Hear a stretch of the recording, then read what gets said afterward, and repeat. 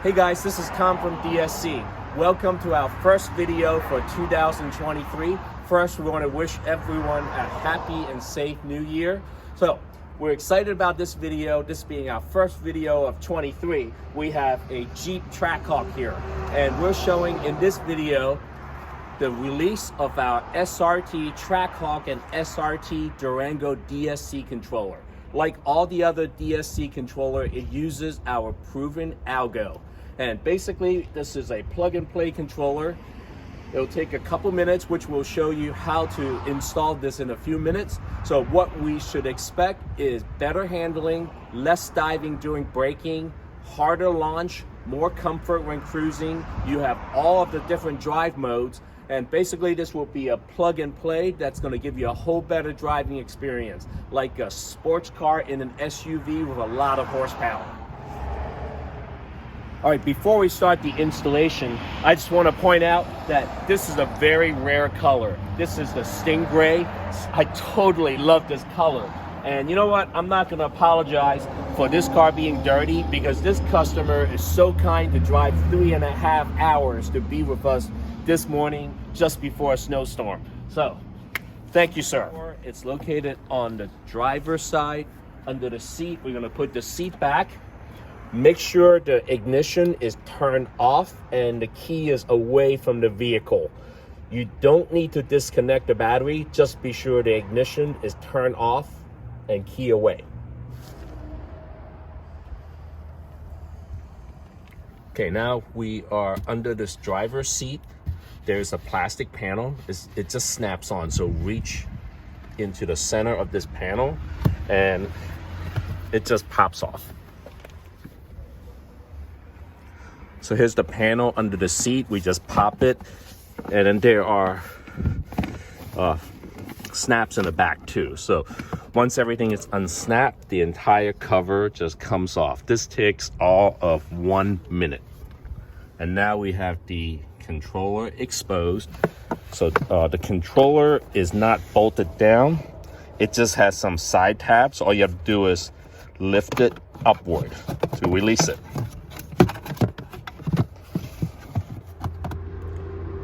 Now the stock controller is exposed and we have access to the 2 connectors. So these are slide connectors. You can tell by the diagonal slots here. So what you want to do is to I'm gonna have to put the phone down because, well, nope, I just got one. So you squeeze and pull away from the connector. So this bigger connector, well, I'm guessing it'll take more force, but I'm kind of getting it with one hand. But you get the idea. So you want to slide the connector away from the controller. So because this is diagonal where these slide guides are, the connector will just back out.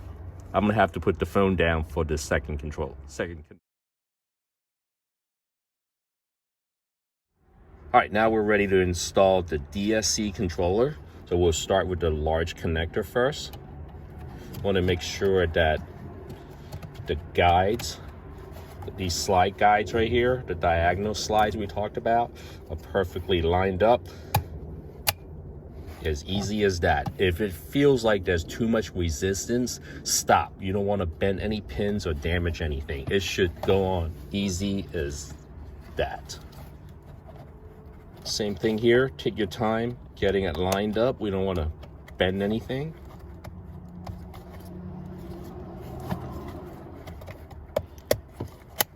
It should be that easy.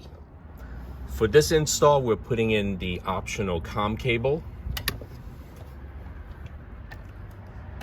You can leave the cable in at all times for data logging, custom tuning, any purpose really. So there's really no reason not to have a COM cable, just so you can have access to it when you need. The new controller goes back in place just like the old one. Same on these guides right here. So it just goes all the way down. Now it is fully installed and we're putting the trim panel back on.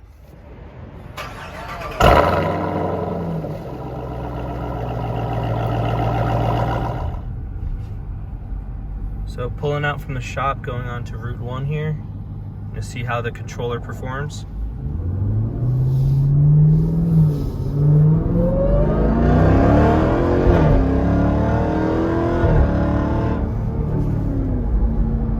No nosedive. Yeah, the nosedive, that's something that we definitely, you know, worked on eliminating.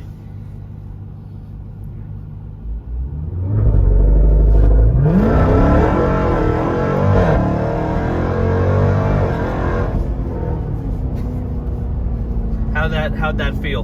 Amazing. That launch is crazy. Yeah, it's way nicer.